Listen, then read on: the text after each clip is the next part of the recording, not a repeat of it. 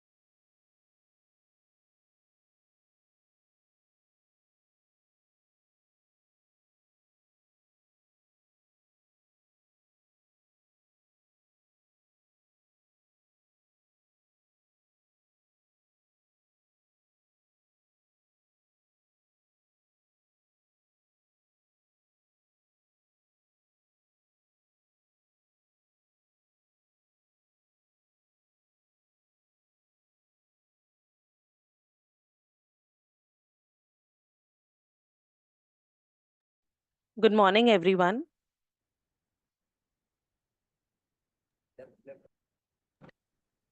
Good morning, Megha.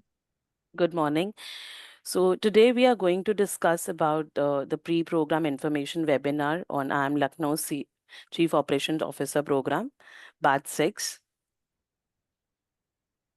So Megha, I think are the attendees already there in the meeting?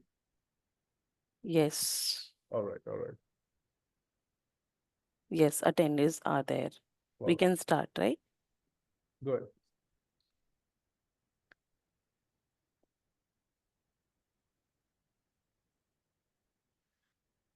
So basically, The webinar agenda is to discuss about the program details, a bit about IIM Lucknow, and a deep dive into the program highlights. Who is this program for, and what are the outcomes of the learning? And we'll discuss about the professor Himanshu will discuss about the program modules, and also we'll discuss about the unique proposition like Capstone Project, which is very, very important. Now, basically, when I talk about the Chief Operations Officer program, right, it basically this program is for someone who is looking for the high level, right, who wants to become a leader and who wants to achieve, right, the operational efficiency by navigating through complex organizational challenges, driving innovation. Without innovation, business won't grow, business will be stagnant, and fostering the collaborations across teams. This is going to be an 11 months program, live online learning, and will help the participants to gain the expertise in the modern concepts like such as engineering, IT, digital operations management, digital transformation, change management, design thinking, operational innovation, and it'll help to become a more collaborative and a successful leader. This program will start from 30th of September, and this is going to be an 11 months program. And the cost of this program is 5,60,000 plus 18% GST. Now we have Dr.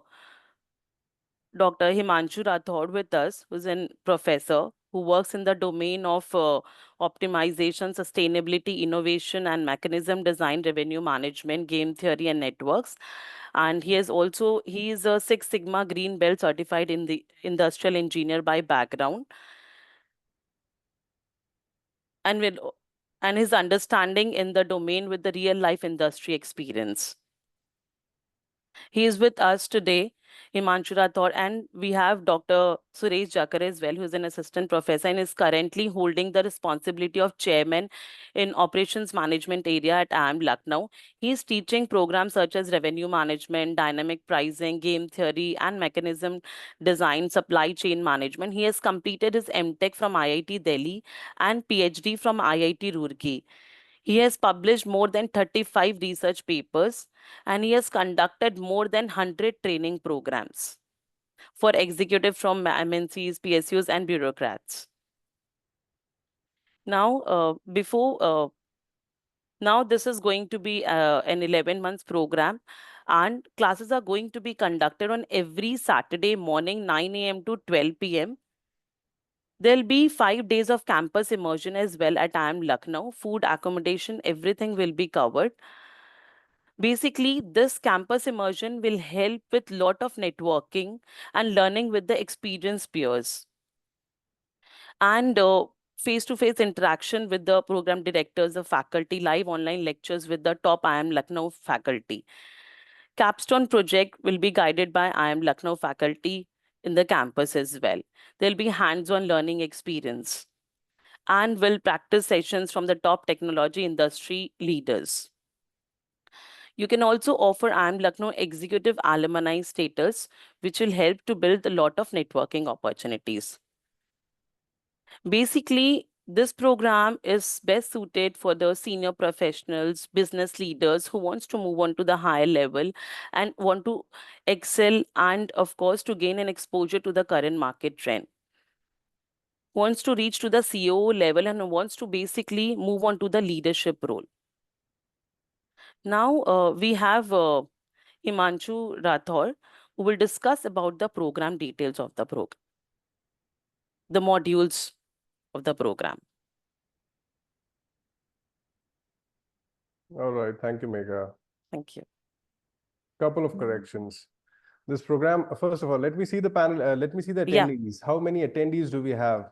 Can you put your videos on? I want to have a look. I want to look at what am I going to talk about? Attendees, are you there? Can you listen to me? Can you put your videos on? This is usually the problem after the program starts.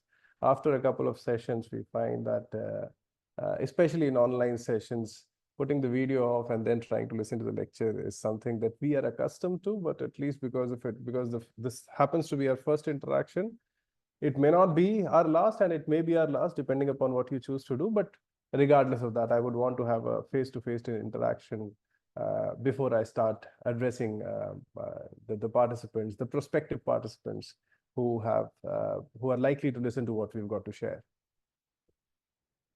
Attendees, do we have attendees? Are you able to listen to me? Yes, no?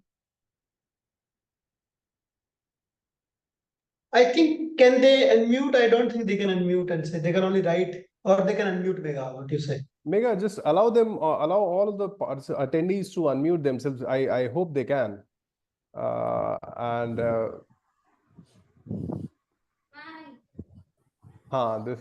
This looks better. I can see. Hi. Hello, Hi, Mr. hi, Ganesh. good morning. Good morning. Hi. This is Ganesh here. Good morning, Ganesh, Mr. Ganesh. Hi, this is Ashutosh. All right, Morning. Ashutosh. All right, so now I can see some amount of vibrancy. It also is uplifting my spirit. So I'll start talking about the modules right away. Couple of corrections. What Mega pointed out was when we started this Chief Operations Officer program, I think 3 years, 4 years back, and I think it was with Professor Jakhar kind of took the initiative and curated this program. This was meant not just for the people who are aspiring to be senior operational leaders in the form of Chief Operations Officer. It was also curated keeping in mind that there could be some inadequacies given the fact that the world and the skill sets and the requirements are changing at such a dynamic pace that even people who are operating at a very senior operational leadership role may need to update themselves, may need to, let's say, some amount, may need to be buttressed with the new technological advancements, new landscapes that are occurring in the domain of operations, strategy, various aspects of management education, is specifically curated and pertinent for the senior leadership roles, right? So it's not just for people who are aspiring to be one. It is also curated with people in mind who are already operating at senior leadership roles with a focus in operations, one. Now, my job would be to take you through the course of the various modules, like Mega rightly pointed out. We have curated this as an 11th month program, and I think this would be the 5th or 6th batch running. We have been doing it for the past 3 or 4 years and maybe more. What we find is that there have to be some commonalities. We have to be able to see and discuss and deliberate operations excellence, operations management from the perspective of a senior leadership role. So the first module that starts is that what is operations strategy? What does operations strategy means to a leadership role, a chief operations officer, wherein operational decisions have to be taken, operational decisions of diversification, operational decisions of keeping the focus intact on your core business performance, operational excellence regarding cost efficiency or let's say profit maximization, operational decisions regarding understanding what could be the financial viability of new age companies such as quick commerce companies like Dunzo, Zepto, companies which are disrupting the existing business landscape. Would they be able to thrive and survive in the next decade, or are they going to be amalgamated in the existing business model? So first of all, the first module is based upon operations strategy, to be able to take strategic decisions from the perspective of operational trade-offs that I've just mentioned. In this, we have a combination of some classic cases, because we have found that classic trade-offs usually manifest in different forms time and again. So there are some classic cases amalgamated and with certain add-ons on contextual situations, such as new age businesses with a focus on understanding the macroeconomic trade-offs. How would, let's say, if semiconductor sector is booming right now, could any operations leader would have seen it? Or do we want to be able to predict what is going to happen in that space? That is primarily happening because of the push of the macroeconomic indicators. The fact that globalization in the world right now is receding as it was as compared to what it was 10 years earlier, right? So certain things, the first module is an operations strategy. The focus is on understanding strategic decisions, which may be beyond our existing levels. Strategic decisions of whether to venture into a business or not is a very promoter level, board level decision, but we want our operational leaders to have a hang of it. Under what circumstances would, let's say, the chairman of Tata Motors may decide to also venture into or also take up a immediately executive position of that of a chief executive officer of, let's say, Tata Electronics, or something which is very similar to a different distinct entity. The chairman of Tata Sons, who's also the chairman of the board of IIM Lucknow. We have met him, we have interacted with him in person, and very dynamic person, let's say Mr. Chandrasekharan. Very recently, he was in the news because he took up an executive position, which is something that he's already surpassed a couple of years ago. He took up the role of CEO in Tata Electronics or some subsidiary which is entering into the semiconductor space. Are there business concurrencies between semiconductors and electric vehicles in Tata Motors? Is there a possibility that there could be a symbiotic relationship between the two, or there is no? So in the first module, you would be exposed to various operational strategies, leaderships which could be beyond your immediate level of authority. These are things, these are perspectives which we want you to be exposed to in the manner that senior, very senior promoter level decisions, sometimes at the level of macroeconomic level decisions, are taken, right? So that is the first module that I'm talking about. Let's go to the second module. Now, the second module is on business finance. Like we all are communicating, we are communicating right now in English, we could be communicating in any other language. The language, as far as business, as far as management is concerned, the language of communication in business happens to be finance.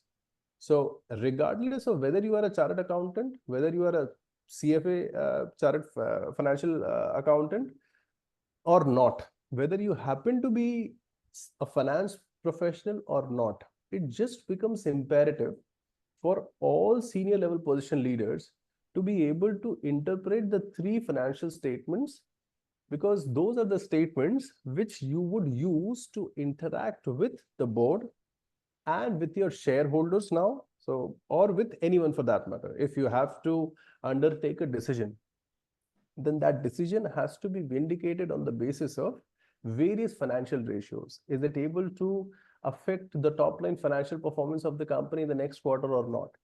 If you are undertaking some cost efficiency measures, are they manifesting in optimizing your working capital or not? If let's say we are diversifying into something else, how is that going to affect the conglomerate in terms of mergers and demergers and various other things like that? So this module is specifically focused on finance, understanding, being able to understand the three financial statements, the nitty-gritties of it, the manner in which operational decisions, which will come in later, would affect the various financial ratios for you to be able to make a business case with regard to whatever you do. At senior level positions, it is not about taking an operational decision. Every decision has to be vindicated. It has to be justified on the basis of financial performance. With the greater level of financialization of the economy right now, wherein stock markets or financial markets are at their all-time highs, you can see the managing directors, CEOs coming online at least 4 times in every quarterly performance. They are coming online and addressing their shareholders. And very, so you could have institutional investors such as various broking houses posing you genuinely difficult questions. In order for us to be able to interact with a lot of investors, where the market has become increasingly financialized, all the managers, regardless of their own background, whether it happens to be finance or not, need to be sensitized with the financial jargons, at least to the basic degree. So that is the focus of the second module.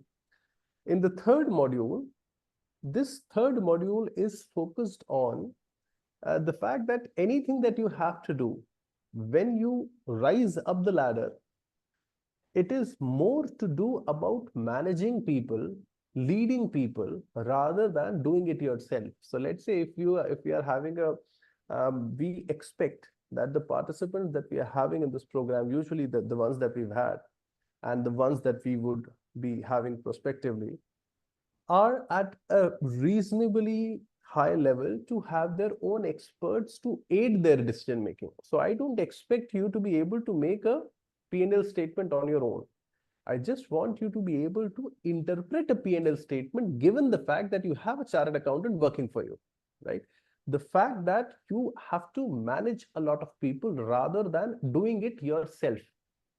That is where module 3 comes in, which is basically focused on C-suite leadership, understanding leadership. How do you lead people from the perspective of organizational behavior, from the perspective of human resource management, from the perspective of self-awareness, from the perspective of understanding what your personality type happens to be, right?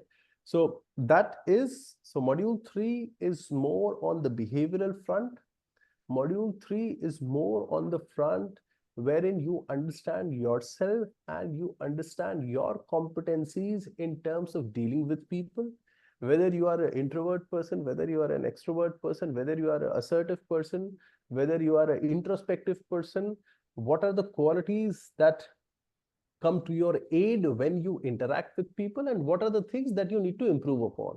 This module is usually administered by the director of IIM Lucknow, Professor Archana ma'am, who happens to be a very senior faculty in the organizational behavior and human resource management area, and usually is one of the best aspects of, on the basis of the prior experience. And I'm not saying we don't do a good job, but this is something that tends to stay with the participant for a long period of time, right? So module 3 is about understanding yourself and you being able to effectively manage and lead other people, because anything that has to be deliberated, that you will have to execute, it is imperative that you are able to get it done.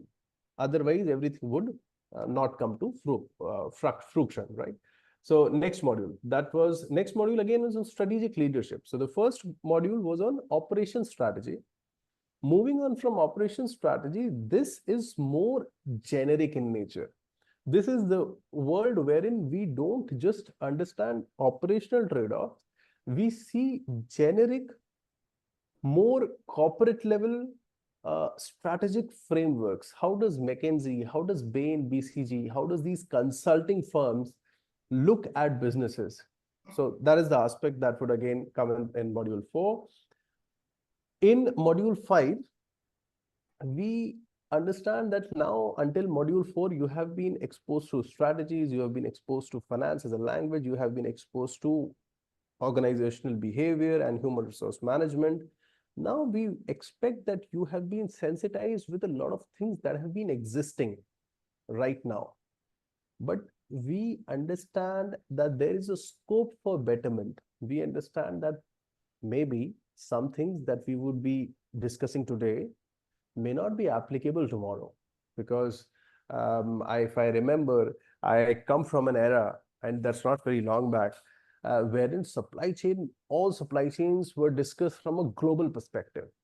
After COVID-19, we are starting to reshore, we are starting to sort of de-globalize the supply chains altogether. So we just need one event that will change the course of the business for the remaining sector. The entire world was based upon the semiconductor chips coming from TSMC, Taiwan State Manufacturing Corporation, that was vicariously controlled by China, and no one had any problem with it until COVID-19 happened. Because when COVID-19 happened, we realized that Indian automotive sector was not able to function because of its reliance on semiconductor chips that were coming from outside. We realized, like all economies did, that if we don't have semiconductor chips, all the businesses would come to a halt. So if India or any other country right now is investing in semiconductor, it is not because we want to, it is not because it is cost efficient, it is not because we can do it better than TSMC, we can't. right? It is a matter of national security now more than making profits out of it. And that is why macroeconomic incentives are coming into picture. So my point was, I think, design thinking. My point was, in the world where everything is so dynamic, where new sectors are coming up, old sectors are kind of dispensing away, where artificial intelligence is into picture. I remember large language models being launched in 2023. Until 2023, we had no problem checking in the answer sheets, checking in the essays that were submitted to us by our PGP students. But after ChatGPT, it is increasingly becoming difficult to understand whether it is the genuine answer written by the participant or it's a written answer given by an artificial intelligent large language model, right? So module 5 is on design thinking.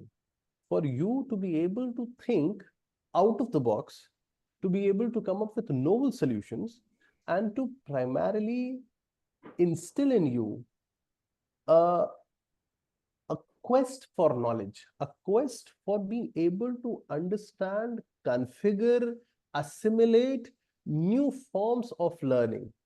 This is design thinking. Module 5 is about you, readying you to be able to look into the future, something that even we are not sure about what is it going to be. Let us say let's say a problem like, what if promotions right now, the employee performance, employee appraisals, which are linked with the individual performance of the company, what if you have to come up with a new metric of employee appraisal that has got lesser to do with their individual performance and more to do with team performance? Or let's say, what can we come up with more genuinely objective metrics of employee appraisal in the era wherein work from homes has become more prevalent? It is increasingly difficult to see who is putting in the effort. Do we appraise the employees on the basis of the effort or on the basis of an outcome? Now, this is a deeper discussion that we need to have, right? So design thinking is all about being able to come up with out of the box solutions. Sometimes they could be foolish. More foolish, the better it is, because it is only in the silliness of things that genuinely novel solutions come out. Otherwise, if you find that in a meeting, in brainstorming, this is called something, the quality of observation, if it is just too intuitive to everyone, it is highly likely that it has either happened in the past that we are primed to listen to a suggestion. When, let's say, something comes, why is Elon Musk the richest man in the world? Not because he's the best, because he had the courage to think about something like a electric vehicle automotive sector when there existed none. That was his value contribution. Nowadays, China, there's a company in BYD in China which is making better, far advanced electric vehicle technology than Tesla. But Elon had the courage to be able to think about something that was so different. Otherwise, I remember in engineering, if you talk about automotive sectors, it was only petrol engine cycle, diesel engine cycle. The fact that everything was based upon these two cycles, regardless of whether you are driving a 1 crore Porsche or whether you are driving a 8 lakhs or 7 lakhs economy budget car. The fundamentals was the same, that it was basically an internal combustion engine. Either it was based on petrol or based on diesel. The automotive sector has worked on this principle for the past, I do not know, 200, 300, 400 years. Not 400 would be too far-fetched, but at least 200 years. Elon had the courage to think that this IC engine literature can be dispensed with completely, right? That is why he garnered, back then, he became the richest man in the world, because he was able to think about it from an out-of-box perspective. He's not probably Tesla again. I emphasize that operationally, if you see now, it's not the best product out in the world, but the courage to be able to see the future was the value addition on his part. And that is design thinking kind of instills in you the fervor to be able to look in the dark and have your own visions about it. Now, most of the times your visions are going to be wrong, because there is no way that anyone can know what's going to happen. But at least the capability, the courage to be able to look in the future is something that matters. After that, module 6 is about corporate communication, which is largely about, it would be a relatively shorter module, wherein we find that a lot of altercations, lot of misunderstandings and misgivings, lot of confusion can be dispensed with if people start to interact with each other in a manner, they start to communicate with each other in a manner that is assertive, but at the same time not very dominant, which is clear and at the same time not very obtruse, which is let's say negotiate in a negotiating tone where you can bring the differences out on the table, and there is no sort of passive aggression politics. Everything can be at least ameliorated, attenuated, lessened to a certain degree just because of the way in which you communicate with your peers in a corporate setting. So module 6 is regarding corporate communication. A lot of it would be also covered in understanding leadership in the previous module. So you can see module 6 and module 4 probably in tandem.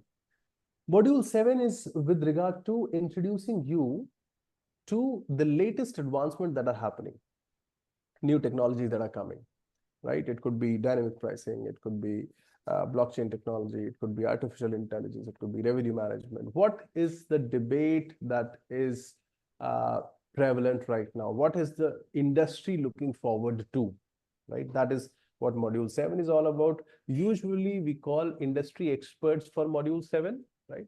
Module 8, next module, Megha. Module 8 is on supply chain and operational excellence. Now, this is the module wherein we start to become specific. For the first 5-6 modules, the component of strategy was more. From module 8 onwards, we expect our managers to be able to do some rigorous data analysis, to be able to work out the quantitative stuff in order to be able to come up with qualitative insights later. For the first few, all the modules prior to this are less quant heavy. From module 8 onwards, things start to become quantitatively inclined, because primarily operations is not just about being able to come up with strategies. The precursor to coming up with strategies is being able to do a rigorous quantitative analysis in order to come up with the strategies. So in order for you to have better qualitative insights, we want you to inculcate the habit, or let's say the tendency or the potential to conduct an independent quantitative investigation. That is what module 8 is all about, and it is in the context of supply chain and some decisions that we would undertake. Module 9 is with regard to services sector, because module 8 happens to be in supply chain, tangible products, manufacturing, which is very much the talk of the town right away. Module 9 is for the focus on services. How does this companies like Facebook, OTT platforms, how do advertisers, online advertisers, how do experiential product services function? How do they make revenues, with a focus on airlines, sometimes with the focus on hotels. So this is about dynamic pricing and revenue management. Module 9 with a focus on basically services. Module 8 was with a focus on manufacturing. And module 9 has a focus on services. Next, after module 9, module 10 is Capstone Project. Now, Capstone Project, what is the Capstone Project? After, let's say, you have been acclimatized with the first 9 modules, starting from strategy, to being able to conduct an independent quantitative investigation, we expect that you have been given a lot of tools to work with, a lot of toys to play with.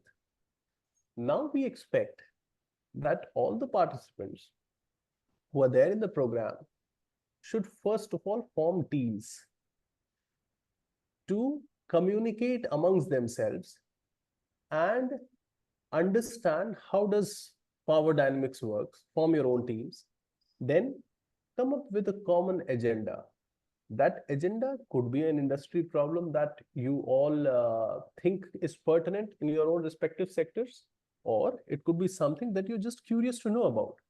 It is a question that you seek an answer to. And we expect you to find an answer to it on the basis of the learnings that you have acquired over the modules, over the prior modules that you have been sensitized with. Capstone projects are a continuous exercise. You don't have to start it after module 9. We expect you to be able to, first of all, after module 2, right, start forming your own groups. Peer learning is an important component, especially in senior leadership programs. Have your own WhatsApp group. You don't have to talk in front of the PDs. You don't necessarily have to have Emeritus as the official platform for it to be able to mediate the two participants together. Exchange your numbers, talk to yourselves, have a social acclimatization amongst each other. And then after that is done, you will have to decide who can you work with, who you can't. So that is the decision we leave to you. You are grown-up individuals. We will not come up and say that, this is the group that you have to work with. That is too patriarchal, I would say, in that segment. We do it to the students. We don't do it to senior level professionals. We allow you to form your own groups depending upon what your requirements of the task could be. For example, if I'm interested in understanding what could be the appraisal systems and how would they affect and how would they, let's say, manifest in a environment, in a setting wherein work from home is going to be the norm, I may require an HR professional to be a part of my team. So I will probably look for people who are in HR. If, let's say, my business problem is more about, I think that I may need some financial assistance, it could be handy to have someone to have a chart accountant in my team. So depending upon, let's say, I'm working on an NGO sector. And if, let's say, some participant comes from an NGO sector where he or she can help me get access to the data, primary data, then in that case, my point is team members have to come together on the basis of the requirements of the task. How would it be feasible? How does your coming together help facilitate the execution of the Capstone project? What is the Capstone project? It's a question that you have to find an answer to on the basis of the learnings that you would have, which would be conducted on the basis of a systematic research inquiry through the modules that you would be sensitized with, right? That is Capstone project. And I think then we have a simulation exercise on pricing.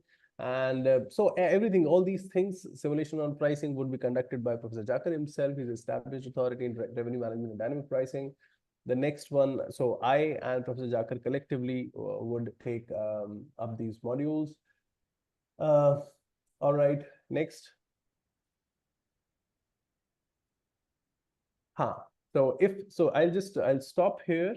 I have spoken for the last, I believe, 10-15 minutes or maybe more without having any questions, which is usually not a very ideal scenario for me to speak. I have had no closed feedback. I don't know whether you were able to listen to me, or let's say if you had any questions. So I'll stop here and I'll take questions with regard to the module part of it, the one that I have discussed. If there are any questions from the attendees, prospective participants, you can address them right away. I will answer it with regard to the module part of it before Megha starts and resumes her discussion again. Yeah, so we have a question. How does this program help get practical learnings and not theoretical? What features of this program will give a market-ready skills? Question is generic now. This question could be generic. Market-ready skills in what sector? I mean, how? Okay, market, Megha. So let's do one thing. I'll take up the questions later. Yeah, sure. And we would expect, Megha, the questions not to be mediated by you. Understand? Sure. In communication, it's a primary thing. When you are narrating a question that is coming up from somewhere else, I don't know the intonation, the modulation, and the flavor of that question, right? So we would expect towards the end. Let's take up the question towards the end. Yeah, take up the questions later. And directly by the participants. Sure. Right. All right. Go ahead, Megha. Mr. Rathod, I mean, just Yeah, one Nilesh, thing. I yeah, go mean, ahead. Yeah. whether we should, right? Actually, when you said that there was no interaction, we were thinking that the question should come at the end. That's the reason. I mean, we were not That's fine, no problem. Yes. interrupting you. No, But I mean, now you can tell us whether we can interrupt in between or we should keep the questions at the end. So accordingly, I thought, I mean, I waited for the questions. Then Megha, when I wanted to hear the question directly from the participant, but when Megha kind of narrated a question to me, I thought I mean, it's that better was for not me to. my question, but my question is like, I could see that module 10 is basically a practical case we have to take up from Yeah, each true. group, as you mentioned, that we True. can create a group, and then module 10 we take the actual situation and we come up with the solution to that. And basically, my question or my things related to module 10 would be like, the India is a very sensitive price market. So I mean, if we consider the Europe, Middle East, Africa, and or Southeast Asia, and then when we come to India, always our market price is too low as compared to other regions. So I mean, we want to know how we can tackle this in this program. I mean, I'm sure You we're able to support you on that. So just my 2 cents on what you've just said. Yeah. India used to be a price sensitive market, yes. In fact, the theory and strategy you talk about something called the big middle, right? So India was a landscape wherein businesses targeted at charging lower prices, but because the volume was very high, it was a lucrative consumer market for a long period of time. This perception is changing very fast. If you just look at Apple iPhones, the premiumization of the consumer sector is a trend. So consumers, elite consumers, people who are relatively price insensitive, whose demand elasticity of price is dropping, are increasingly gaining market share in the Indian economy. So Apple iPhones, if you compare the situation 4 years earlier to right now, the prices are still very high, but now the consumers are having more premiumized tastes, consumer tastes. Number one. Number two, this is happening even in the liquor segment. If I think it was Radico Khaitan. Radico Khaitan is a company which deals with spirits. The latest insight, if you look up, is that people are not consuming more liquor, even if there is a discount on it. They are choosing to upscale. They are choosing to have the same amount of liquor at a higher price point. So the first observation that was in concurrence with big middle may not be as pertinent as it used to be earlier. Premiumization is a gaining trend, my point was. Can we do something about it can we do something? Obviously, compared to, if you want to compare it to Middle East, if you want to compare it to the oil economies, highly likely that we are not able to we will never be as price insensitive as probably a Kuwait or any other Middle Eastern country would be. But let's say compared to a Europe, which is increasingly showing signs of slowing economy, and except for Germany, if I were to say even recessionary trends, I would say that we are going to give a run for their money to Europe very soon. But again, that's in the future. I can't be sure about it. Can we do something about it in the program? No. Why? Because see, there are some things that we can't change. We have to adapt. If you have chosen India as a market, in dynamic pricing and revenue management, what we can do is, we can't tell you how consumers can be changed. We can only tell you how to understand the consumers of the market that you have chosen and curate or form your policies accordingly. There are some things that are given. So macroeconomic trends are a given. If there are political choke points in the form that, increasingly, America has an opinion that, we should have a China +1 strategy. Now, that is something that you adapt to. That is not something that you change. If my consumers are beginning to have a flavor for premiumized products, that is something that we understand. That is not something that we can affect, right? So there are some things that are a given.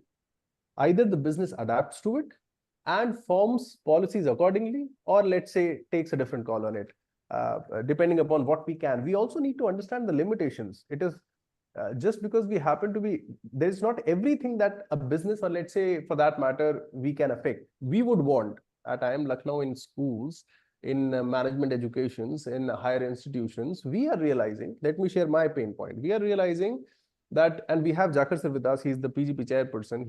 One of the biggest point is that we are finding that the attention spans of students, not just students, of people, is reducing day by day. We used to have a 90-minute session. We are now considering to reduce the 90-minute session by at least 15 to 20 minutes. Why? Because it is not restricted to students. What can we do? Now, the other way would be, what can we do in our classes to retain their attention for longer period of time? Surely we are doing that. But we do realize that as a generation, I was more attentive. I could hold my attention longer as compared to my kid. And this problem is only going to be expedited so it's a human problem now. We have to adapt to it. Can I say that, I can change that? Probably no. So I understand my limitation, that this is something that we adapt to. We probably may not be able to change the situation. So that's my take on it. But I hope, Nilesh, anything else?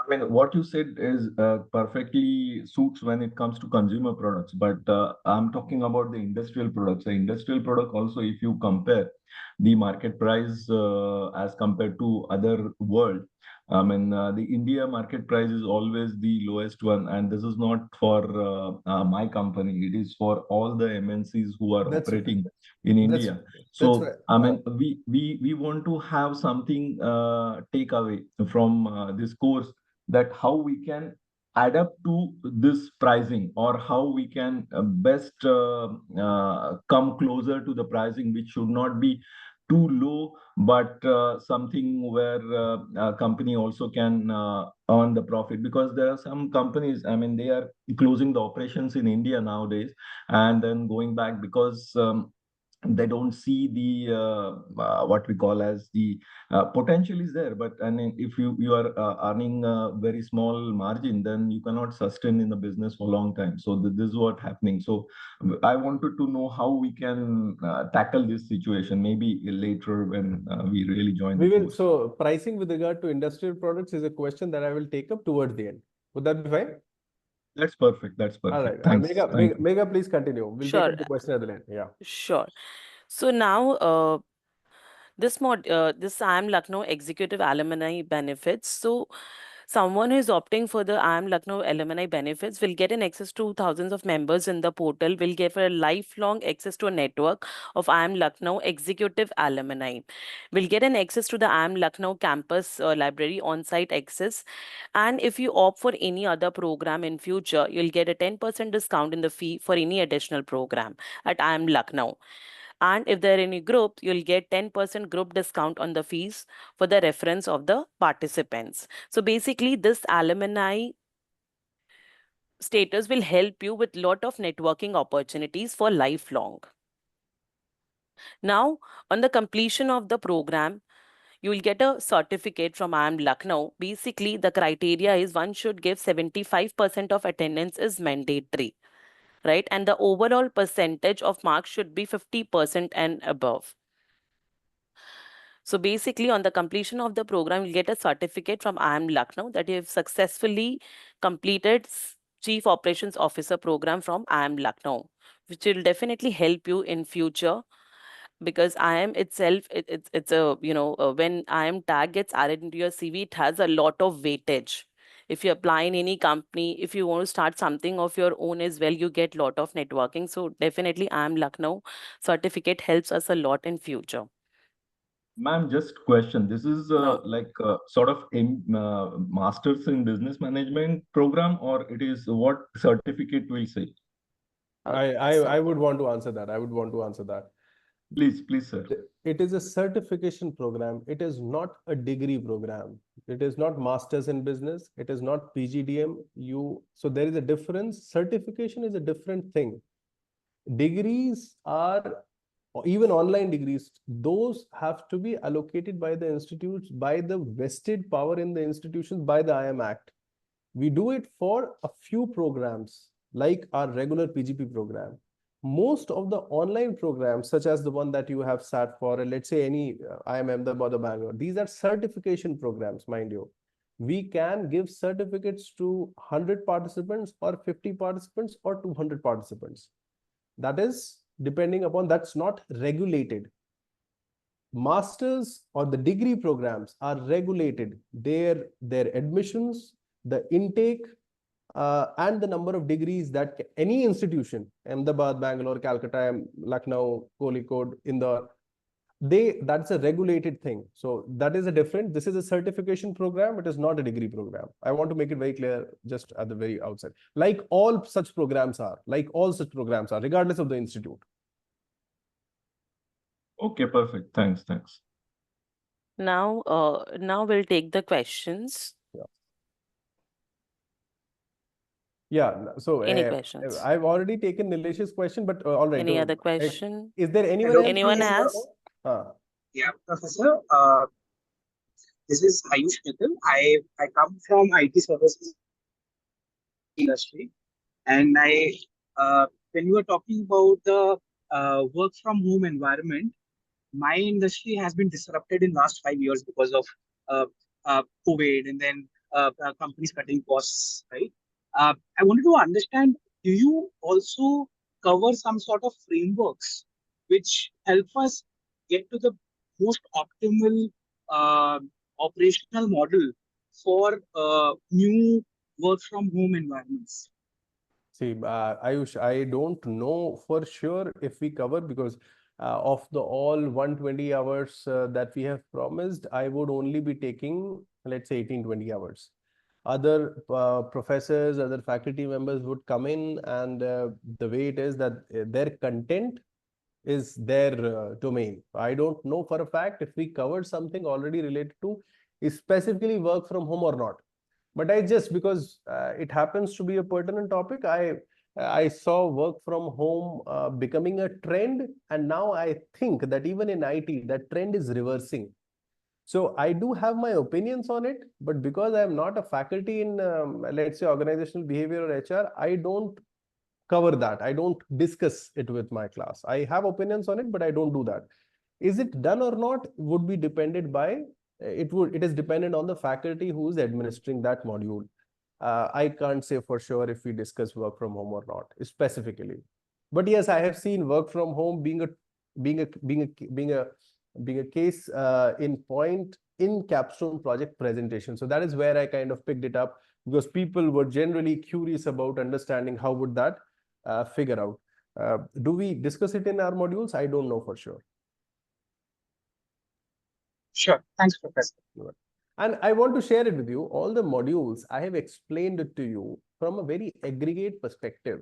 I don't take up all the modules, nor does Professor Jakar does, right? We only take specific modules on supply chain excellence, on dynamic pricing, revenue management. Those are the topics that we teach, research, and also take up in the program. Now, some modules on strategy, design thinking, all these modules would be taken up by independent faculties or experts. What they choose to deliberate upon and discuss in their classes is their prerogative. It is not for PDs to decide, program directors to decide what is going to be discussed specifically in that module, right? So finance would be taken by someone else, and all the other modules would be taken up by someone else, somewhere where we feel that, we could be lacking in a specific domain. We choose to get industry experts to talk about those topics, right? So that is how it works. Yeah. Beneath, you've raised your hand.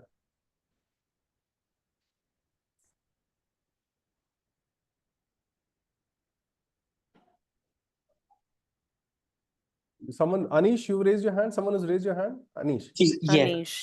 Anish, go ahead, please. So, good afternoon, Professor. Good morning, Professor. I come from consumer durables background. I wanted to understand, like in module number 7, I think, module number 8, where you're covering supply chain and operational excellence. do you talk about scaling supply chains at a global level and also? No, no, we don't.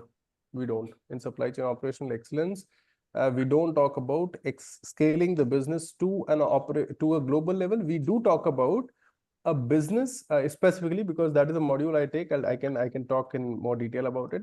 We talk about a European apparel manufacturer specifically that's got to take decisions and has got transnational operations. That is what we talk about. We don't specifically talk about scaling the business globally. We don't. And that too in a capital goods segment, durable segment. We don't. Understood. Thank you, Professor. And see, like I said, see, it's a context agnostic platform. Someone comes from IT services, someone comes from capital goods, someone has a inquiry about consumer sector, someone may want to understand industrial goods. We try to keep the content as generic as possible, at least in the manner that it is applied to a specific context. B2B pricing is very different. When I discuss, let's say, industrial goods, someone was talking about, Anilesh, I think was. Now, pricing in industrial goods is a B2B, has got a component wherein, let's say, you could be discussing it with other suppliers for a long period of time. Negotiation becomes very important in it. B2C pricing is very different. So we don't guarantee that we would be discussing the context where you come from. It's not a specialized program, because certainly when we have a group of participants, if I am specifically talking about let's say capital goods or let's say work from home or something else, I am likely to connect to a few, but it is likely that a lot of other participants who doesn't come from that domain would not be able to connect with me. So usually the discussions would be aimed at having some takeaways to most of the people. We have a utilitarian perspective in that regard. We like to keep discussions context agnostic to the extent that it is possible. Hey, fair enough, Professor. Yeah. So when it comes to the Capstone, I think Capstone was a component of this program. We can our application that is there, or our perspective that is there, we can kind of incorporate that over there. And absolutely, absolutely. That is why Capstone Project is such an important component of the program. That now, if you can, it would even be better if you can bring up your own company's problem without actually naming, if there is some NDA clause that you have to kind of sign. Contextualizing is expected in a Capstone project, wherein you are trying to understand the nuances, nitty-gritties, the effect of regulation, to what degree, economies, whatever, whatnot. Everything comes into picture. It becomes contextualized in a Capstone project, but that is your choice. You will have to decide it for yourself, the groups. We will not decide it for you. We will facilitate your inquiry into being able to understand an answer for the question that you yourself have posed. Right? So that is the domain of Capstone Project. Fair enough. Thank you so much, Professor. Yeah. Anyone else? Ganesh raised his hand. Go ahead, please, if you have a question, Ganesh.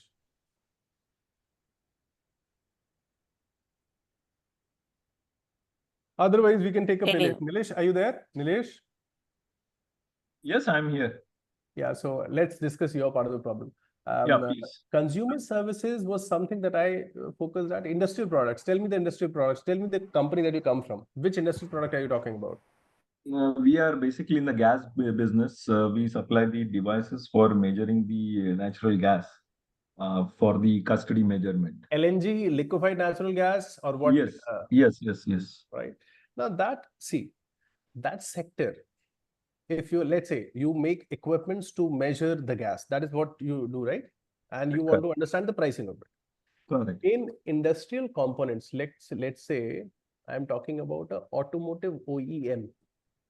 Sometimes pricing of products or services depends upon the business, with whether it is asset light or whether it is asset heavy.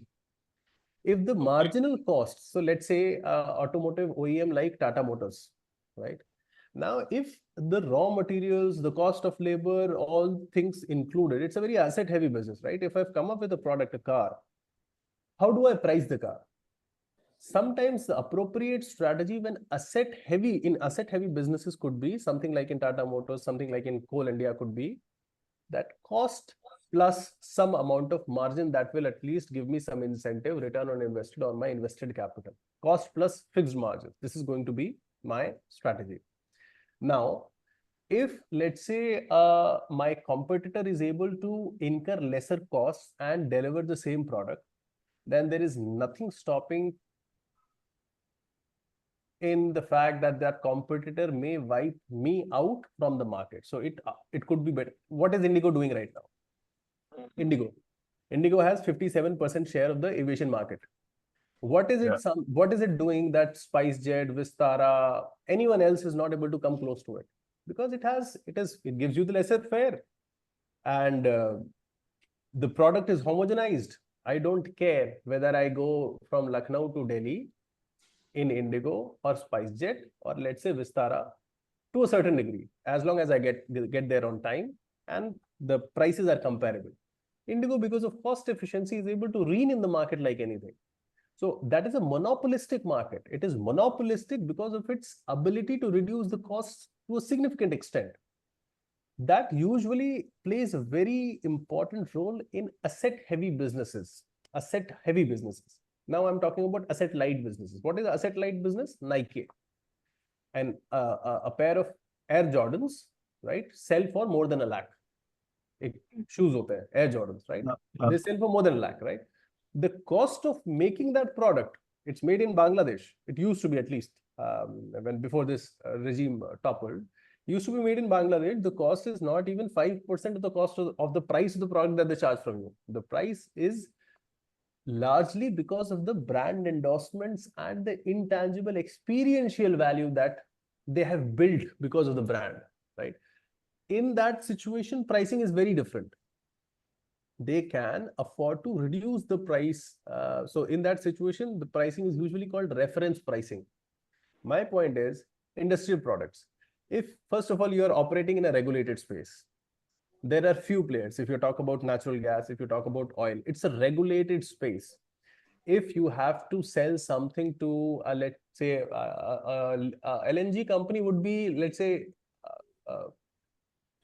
Petronet comes to my mind when you talk about natural gas, or let's say company like GAIL, ONGC, IOCL. GAIL, ONGC, IOCL obviously are there, right? So, so these those are your clients, those are your customers, right? So B2C pricing will not work in that scenario. Those clients are sticky in nature. If you have a relationship with them, that probably lasts you for more than 1 year, 2 years, 3 years, 4 years, 5 years, right? Those are sticky relationships. But yes, you have to be able to bid competitively, because largely these organizations they are not private organizations. They're also backed by their government institutions, right? They're government bodies like IIM Lucknow happens to be. Why? Because India is a mixed economy. India is not a free market economy completely, especially in some sectors. So because this sector, the one that you are referring to, happens to be fairly regulated, these companies are cash rich, but they have a bidding process, an auctioning process in which bids have to be competitive. If your costs are higher than your competitors, it probably could be a good idea to get out of the Indian market and go somewhere else. Because if your business is asset heavy, as could be the case in industrial products, and if you're not able to bring the cost point down, it is very difficult that you would be able to do anything in terms of pricing. As simple as that. But my point is, you have to see the context. You have to see the context before. Macroeconomic indicators are regulations, what kind of sector it happens to be, who are your competitors, what is the auctioning bidding process, everything has to be kind of taken into account. So it becomes kind of contextual. That's why I thought I'll answer that later. Anyone else for that matter? Anyone else? Any questions before we kind of log it out? Yeah, am I audible, Professor? Yeah, please go ahead. Yeah, very good morning. Hello. I just wanted to check with you one query. As you mentioned, there are 4 batches or 5 batches actually completed. And do we have any sample cases like, after this program, any successful, benefits got from by any of the particular candidate? Do you have any kind of, case histories we have? Case history. So I think you are asking about a part. You're asking me, what you're basically asking me is to share the details of a participant and kind of a testimonial that they would attribute their success to this program. If that is what you're asking me. Yeah, you are right. So we do have someone. I'll help. Yeah, So Megha. for that, we have our team. We will connect with you over the call, and also we'll arrange a Teams call, and we'll show you the testimonials and everything. I'll share the contact details and the contact number, everything, and we'll connect back by today evening or by tomorrow. But Megha, contact numbers, with regard to contact numbers, I think you will have to seek Yes, permission from the referred. No. For our contact number, we will discuss with them. Yeah. Don't share the contact number. No. Our contact number, Emeritus contact number. Any other question anyone has? So Ganeshji, that will be taken up by, I think, Emeritus team. Yes, Emeritus team will connect with them. Would do that part. Sure. Thank you. Any other question anyone has?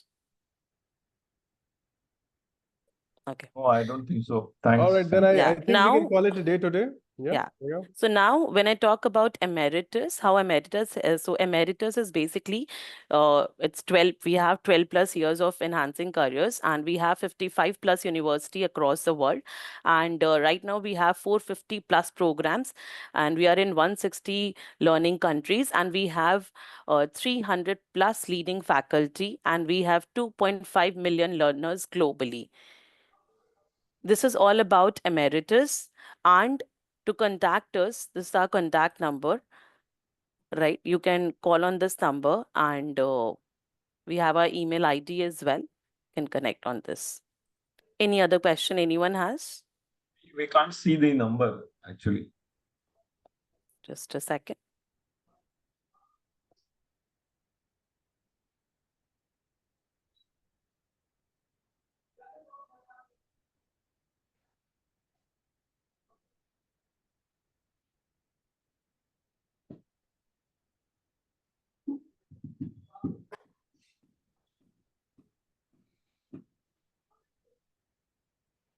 Is it visible now? Is it visible? Yes, Megha. Yeah. Yes, This is our contact number, and this is our email ID. And we have all the list of the candidates. We will also connect back by today or by tomorrow. Okay, perfect. Any other questions? Not from my side. Thanks for. Thank you so much, everyone, for joining in. Have a great day ahead. Wish you the same. Thank you. Thank you. Thank you, madam. Thank you, professor. Thank you so much. Thank you.